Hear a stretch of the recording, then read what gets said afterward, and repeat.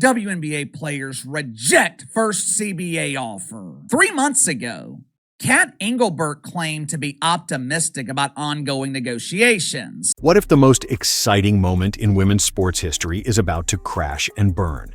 What if the explosive growth, the record-shattering viewership, and the global phenomenon of Caitlin Clark all disappear, swallowed by a crisis no one saw coming? This isn't just about a few rejected deals. It's the raw, unfiltered truth behind a league teetering on the edge, caught between unprecedented success and a catastrophic player revolt that could erase everything.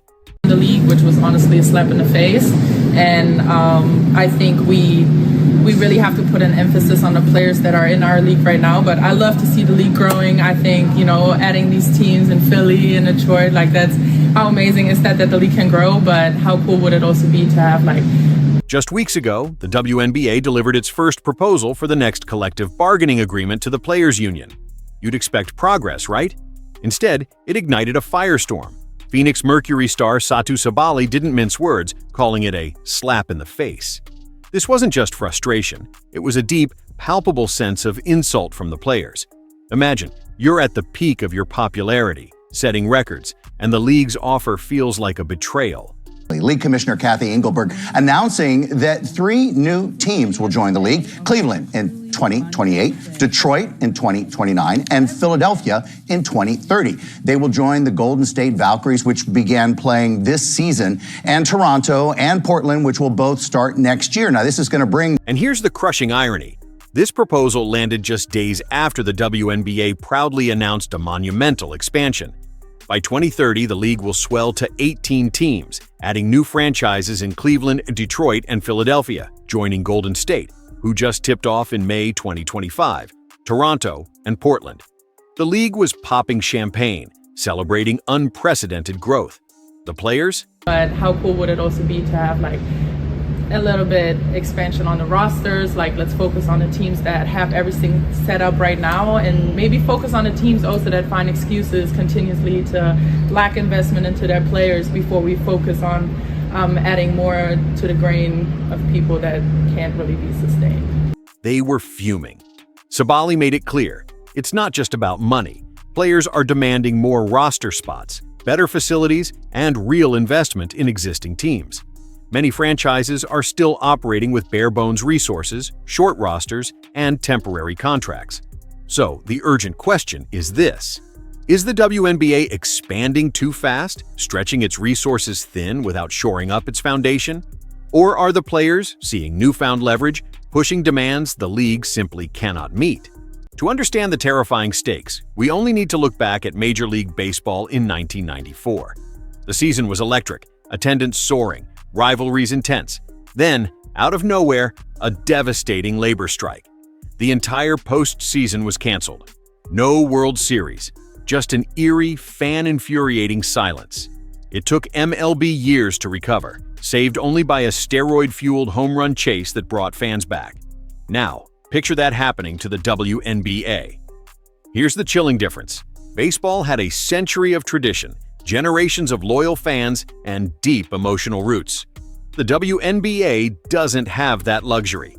It's barely 3 decades old, just now hitting its stride, and its explosive momentum is built almost entirely on one person, Caitlin Clark.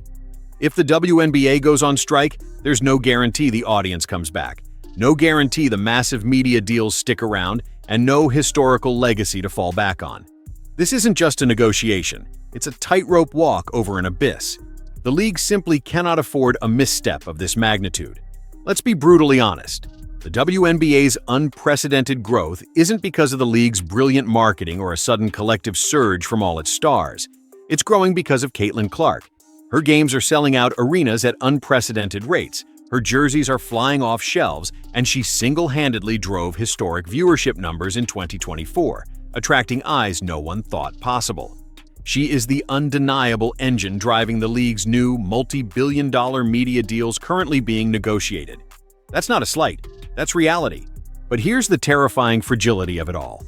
All this momentum, this new golden age, can disappear in a flash. If Clark suffers a career-altering injury, if she decides the brutal physicality and travel aren't worth her relatively low WNBA salary, $78,066 in 2025, or if she chooses to dedicate herself solely to lucrative overseas contracts or the new Unrivaled league, that entire momentum vanishes overnight. It's like building a gleaming skyscraper on a single slender steel beam. It looks incredibly strong until it doesn't. The players believe they hold immense leverage right now, and perhaps they do. But most of that leverage is dangerously concentrated in the hands of one woman. And if Clark decides to walk away, that entire deck of cards comes crashing down. Is that fair? Is it true? Absolutely. Players aren't just complaining for the sake of it. They're standing firm, declaring they are fighting for a fair share of the business we built. They have valid points. Attendance is through the roof, television ratings are shattering records, and lucrative new media deals are on the table. So, why shouldn't they get paid what they believe they're worth? Here's the cold, hard truth that complicates everything. The WNBA has never officially turned a profit in its almost 30-year history. Despite the explosion in popularity and revenue, reports still show the league incurred losses in 2024, with some owners openly questioning profitability. So, when players demand million-dollar salaries and state-of-the-art facilities, the question echoes, where is that money supposed to come from? While rumors suggest the league offered a substantial bump to $500,000 to $750,000 for top salaries, a significant leap from the previous $240,000 maximum, players are reportedly holding out for base salaries of $1 million plus. The WNBA's total revenue last year was around $200 million. Compare that to the NBA, which pulls in over $10 billion annually. If every player in the WNBA made $1 million, the league would face bankruptcy fast. Are the players chasing what's fair, or are they gambling with the entire future of the WNBA? Caitlin Clark herself dropped another mic this week, highlighting a bizarre, almost insulting disparity. WNBA champions get paid less for winning the entire league, $11,356 per player in some recent reports, than they do for winning the Commissioner's Cup, a mid-season tournament, $30,000 per player, plus MVP bonuses. Think about that. You win the ultimate prize, the culmination of a season's grueling work, and it pays less than a glorified exhibition. Clark isn't just playing basketball. She's publicly challenging the league's fundamental valuation system, and she's absolutely right. If you want players to truly value the league's biggest prize, the league needs to lead by example. If that's broken, what else is? Here's the stunning truth many casual fans don't grasp. A significant portion of WNBA players do not actually need the WNBA to survive. That's not an exaggeration. It's a verified fact. For years, many of the league's top athletes have supplemented their incomes by playing overseas, where they routinely earn significantly more money than their WNBA salaries. We're talking about countries like Turkey, Russia, Italy, and China, where players aren't just paid more. They receive vastly better perks, including first-class travel, full-season housing, high-end practice facilities, even security escorts in some cities. These overseas teams roll out the red carpet. Now, add another layer to this volatile drama, Unrivaled. Launched in January 2025, this new player-backed league was co-founded by WNBA stars Breanna Stewart and Nafisa Collier, specifically to disrupt the system.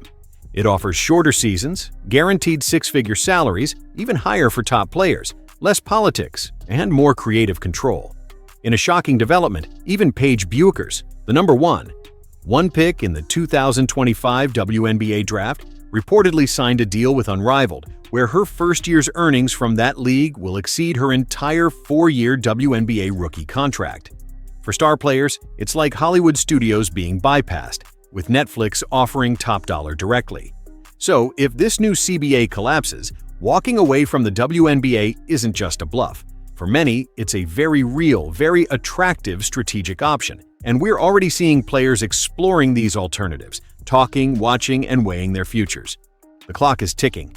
The WNBA desperately needs a new collective bargaining agreement. The players are demanding what they believe is their fair share, reflecting their undeniable contribution to the league's meteoric rise. The league, meanwhile, is pushing for aggressive expansion, banking on continued growth. And the fans? They just want the games to go on. But here's the grim danger. If neither side budges, if this becomes a bitter war of attrition, the 2026 WNBA season could be canceled. That's not hyperbole.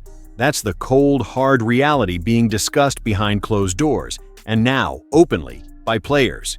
And if that happens, everything Caitlin Clark built this past year, the shattered viewership records, the sold-out arenas, the explosion of interest, it all gets wiped away. We've seen it happen before in other sports. And unlike MLB, the WNBA doesn't have a century of history or an ingrained, multi-generational fan base to cushion the fall. This might be the single most important negotiation in the league's entire history. So, what do you believe? Are the players justified in their fight for more? Or are they, in this moment of unprecedented opportunity, about to kill the golden goose? Let us know your thoughts in the comments below. And don't forget to like, subscribe, and remember, the future of the WNBA might just be hanging by a thread.